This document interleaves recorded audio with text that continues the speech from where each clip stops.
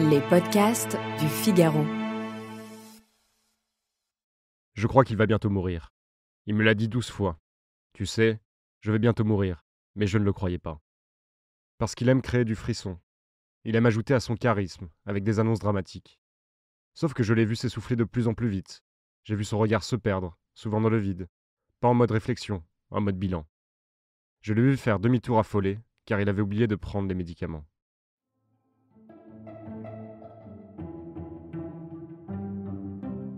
Bonjour et bienvenue dans le podcast Le Moment des livres. Vous venez d'écouter un extrait de La prochaine fois que tu mordras la poussière de Panayotis Pasco, publié chez Stock. Un roman, un gueuloir, un journal intime dans lequel il est question d'amour, de la difficulté d'aimer et de s'aimer. Je m'appelle Alice Develay et aujourd'hui je suis avec l'auteur de ce roman. Bonjour Panayotis Pasco. Bonjour, merci beaucoup de me recevoir. Vous avez publié La prochaine fois que tu mordras la poussière. Dans ce roman, il est question de vous, de vos amours, de votre famille, de vos angoisses. Vous avez la plume nerveuse, rageuse. Les mots parfois crus pour parler de l'homosexualité et de la dépression. Vous vous interrogez sur ce que c'est être un homme, devenir un homme, un adulte. C'est un roman sur la fin d'un monde et le début d'un autre. Alors première question, Panayotis Pasco. Vous êtes connu en tant que comédien et humoriste. Vous vous êtes déjà quelque peu dévoilé dans votre spectacle Presque. Pourquoi être cette fois-ci passé au roman ? C'est une bonne question. En fait, ça n'a pas été un choix que j'ai fait. C'est un choix qui s'est imposé. J'ai commencé à écrire des choses parce que j'essayais de dormir la nuit. Parce que je fonctionne un peu comme ça. Je fais des grosses insomnies avec beaucoup de pensées parasites.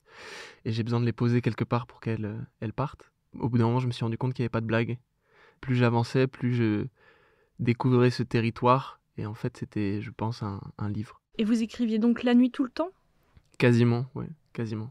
D'une traite. D'une traite. En fait, je fonctionne un petit peu bizarrement. J'ai des espèces de boules d'émotions, comme du magma à l'intérieur de moi. Ça grandit pendant quelques jours, et puis à un moment, il faut que je déverse tout ça. Et ça prend des fois des heures. Et puis, une fois que c'est posé sur le papier, je vais mieux, je peux m'endormir. Et puis après, je passe à autre chose. Et puis, ça regrimpe. Et puis, je réécris de nouveau. Et ça fonctionne un peu comme ça. Dans ce livre, on vous sent un petit peu hors de vous dans les deux sens, c'est-à-dire à la fois en colère et un peu à l'extérieur de vous-même. D'ailleurs, dans le livre, vous dites très souvent que vous vous sentez vide. Donc, est-ce que vous vous sentiez énervé quand vous écriviez ? Dans quelle émotion vous écriviez ? Je pense que j'ai beaucoup d'incompréhension. Il y a beaucoup de choses que je comprends pas, et c'est ça plutôt qui m'énerve. De pédaler à côté du vélo, comme on dit. D'être un peu à côté des choses, à côté de la vie. Et puis j'ai souvent ce sentiment, effectivement, d'être ailleurs.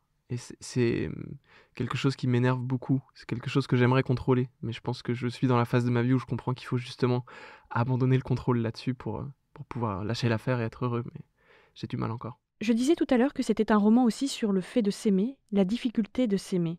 Est-ce qu'on peut dire aussi que c'est un roman d'amour ? Moi, je trouve que c'est un roman d'amour, oui. C'est quelqu'un qui apprend à s'aimer, qui apprend à aimer son père.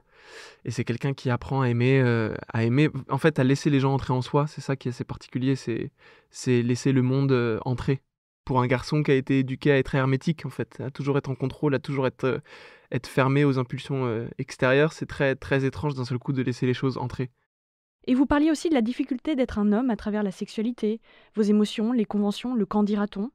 C'est quoi pour vous être un homme aujourd'hui ? Je pense que être un homme aujourd'hui, je pense que c'est avoir la chance de plus se poser la question. C'est ne plus être en représentation, ne plus vivre pour prouver que nous, on sait vivre, que nous, on sait être. Je pense que c'est se laisser être vécu au lieu d'être toujours celui qui doit vivre. Vous écrivez à un moment en parlant de votre père « Je devrais peut-être attendre qu'il soit mort pour écrire le bouquin ». Est-ce que vous aviez peur peut-être de faire du mal à vos proches en l'écrivant ? Pas en l'écrivant, parce que quand j'écris, c'est vraiment pour moi, j'ai aucune idée du fait que ce sera publié, un de ces quatre. Moi, je vois vraiment un livre comme un territoire que j'ai à conquérir, parce qu'il y a quelque chose que je comprends pas qui est dans mon angle mort. Et puis une fois que le territoire est là, que je le connais un petit peu, c'est là où je me dis, est-ce que je le ferais pas visiter à des gens ? C'est comme ça que ça fonctionne pour moi, en tout cas au niveau de la création. Donc je me suis jamais posé pendant le processus la question de ce que ce sera lu. Et puis à un moment, quand je me suis dit, mais je crois que cette histoire, elle peut faire écho, elle peut rebondir chez certaines personnes, ce serait peut-être intéressant de réfléchir. Et là, j'ai contacté ma maison d'édition, Paloma Grossi, pour pouvoir publier ce livre. Et c'est là où j'ai commencé à me poser cette question de mes proches vont le lire, mes amis vont le lire. Est-ce que c'est compliqué pour eux ? Et ils l'ont lu alors ? Ils l'ont lu, je leur ai fait lire avant les premières épreuves, en leur disant juste, s'il y a quoi que ce soit qui vous dérange, vous me dites, ce sera modifié. Et puis personne n'a été dérangé par quoi que ce soit, parce qu'en fait c'est vraiment un livre sur un prisme, sur un enfant qui devient adulte, qui essaie de comprendre ce qui se passe autour de lui, donc il n'y a rien de méchant. J'ai l'impression qu'il y a beaucoup de choses que je ne dis pas à ma famille ou à mes amis, qu'il est pour moi plus facile de dire dans un livre qui sera disponible en librairie, ce qui est très étrange. Je ne sais pas pourquoi j'ai ce problème-là. Est-ce que c'est plus difficile d'écrire ou de savoir qu'on va être lu? Je trouve que c'est plus difficile de savoir qu'on va être lu. Parce qu'encore une fois, c'est un territoire à conquérir, moi je le vois vraiment comme ça. Et puis, une fois qu'on le connaît, une fois qu'on l'a débroussaillé à la machette, c'est notre petit cocon, en fait. Donc c'est très étrange d'un seul coup de laisser les gens entrer dedans. C'est très violent. Et puis là, par exemple, le livre est sorti, donc je reçois énormément de messages, de commentaires. C'est très étrange d'avoir écrit quelque chose dans son coin juste par pur... moi, c'était très égoïste, c'était pour pouvoir dormir, c'était quelque chose de quasi médicinal. Et puis d'un seul coup, il y a des gens chez qui ça fait écho. C'est très étrange comme sensation. Et ça vous a plu d'écrire donc? Ça m'a plu d'écrire, ça m'a fait du bien. C'était nécessaire, j'avais aucune autre option. Donc il y a quelque chose vraiment pour moi, en tout cas, de l'ordre de la... Je sais pas, de la sortie de secours. Vous dormez mieux alors maintenant ou pas? Non, pas en ce moment. Donc il y a un deuxième roman qui va venir. Je sais pas. J'ai l'habitude, quand les écrivains entrent ici, dans ce studio, de leur demander leur bibliothèque idéale. Alors je vais vous poser les mêmes questions qu'eux.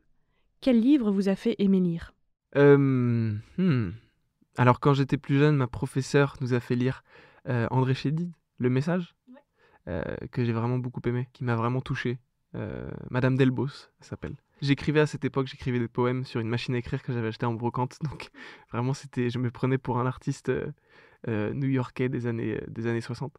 Et puis j'ai un peu abandonné tout ça et j'y suis revenu à la lecture avec Souvenir d'un pas grand-chose de Bukowski, qui m'a attrapé parce que c'est la première fois que j'avais l'impression qu'on pouvait raconter des choses qu'on raconterait difficilement à son meilleur ami dans un livre. Et puis j'avais l'impression de connaître cette personne, de pas l'aimer mais en même temps de l'aimer, d'aimer détester quelqu'un. C'était un sentiment que j'avais jamais eu, de me dire que les gens sont plus complexes que ce qu'on pense, que c'est pas si grave de faire des erreurs, que l'important c'est de progresser, d'avancer. J'avais ce sentiment-là en lisant, en tout cas Bukowski. Quel est votre livre de chevet? J'en ai pas vraiment. En ce moment, c'est Les Années. Dany Arnaud? Ouais. Et vous aimez? J'adore. C'est marrant parce que ça me plonge dans une nostalgie d'une époque que j'ai pas connue, donc c'est très étrange. Moi, j'ai toujours eu envie de vivre dans les années 70. Il y avait quelque chose, pour moi, de très brillant dans ces années-là. Et du coup, c'est très étrange de lire vraiment une espèce de... C'est marrant parce que c'est une espèce de biographie de groupe, en fait. J'ai l'impression que tout le monde peut se reconnaître dedans. Donc il y a quelque chose de très fort, parce que moi, je suis né en 98 et je me reconnais dedans, alors que ça parle de Minitel et de Mendès France. Donc... je sais pas, ça me touche. Quel livre vous a fait pleurer? La Place, Dany Arnaud. Ah bah décidément, on y reste. En ce moment, je suis très Dany Arnaud. La Place, ouais, ça m'a pas fait pleurer, mais ça m'a... Parce que j'ai encore ce réflexe, malheureusement, quand les larmes arrivent, de me dire « Non, tu dois les combattre !» Mais La Place, ça m'a vraiment ému, ouais. Cette espèce de froideur dans le deuil m'a vraiment touché. Quel livre vous a fait rire? Le Discours de Fab Caro, ou n'importe quel livre de Fab Caro. Ça me fait beaucoup rire. Il a toujours ce pas de côté qui me rend fou. Quel livre vous a mis en colère? D'autres vies que la mienne, d'Emmanuel Carrère. Pourquoi? Parce que c'est un livre un peu sur l'injustice. C'est un livre sur la malchance de l'existence. Quand on est mal tombé et qu'on doit composer avec. Pour moi, il y a quelque chose de très cathartique dans ce livre. C'est flippant, et puis c'est l'histoire d'un gros égoïste qu'on aime, qui d'un seul coup se met à se rendre compte qu'autour de lui, il y a des gens qui souffrent et qui se met à leur service. Donc il y a quelque chose de très réjouissant, mais en même temps une colère profonde dans ce livre, je trouve. J'ai une dernière question. Quel livre aimez-vous offrir? J'ai beaucoup offert Constance Debré. Tous ces livres ou... Tous ces livres. Mais Love Me Tender, moi j'adore. Je l'ai lu énormément de fois. Je l'ai offert 3 ou 4 fois, je crois. Pareil, c'est un livre, je trouve, qui se lit d'une traite, qui est une espèce de grande claque dans la gueule.